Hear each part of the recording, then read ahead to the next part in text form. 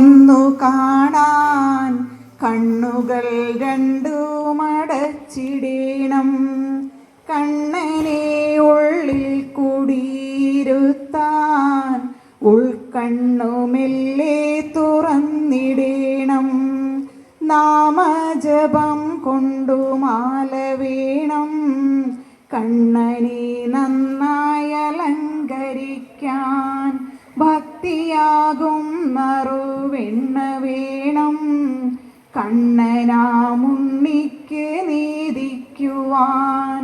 ഗീതയാകും നല്ല ദുഗ്ധം വേണം കണ്ണനു പാലഭിഷേകത്തിനായി. ഭാഗവതത്തിൻ്റെ സുഹൃതം വേണം കണ്ണൻ്റെ പാദത്തിലെത്തിയിടുവാൻ. കാർമുകിൽ വർണ്ണനെ കണ്ടുവെന്നാൽ ജന്മങ്ങളില്ല എന്നല്ലേ ചൊൽവു. കാർമുകിൽ വർണ്ണനിൻ മുന്നിൽ വന്നാൽ സായുജ്യം തന്നെ എന്നുണ്ണിക്കണ്ണ. ജന്മസായുജ്യം തന്നെ എന്നുണ്ണിക്കണ്ണ. ഹരേ കൃഷ്ണ.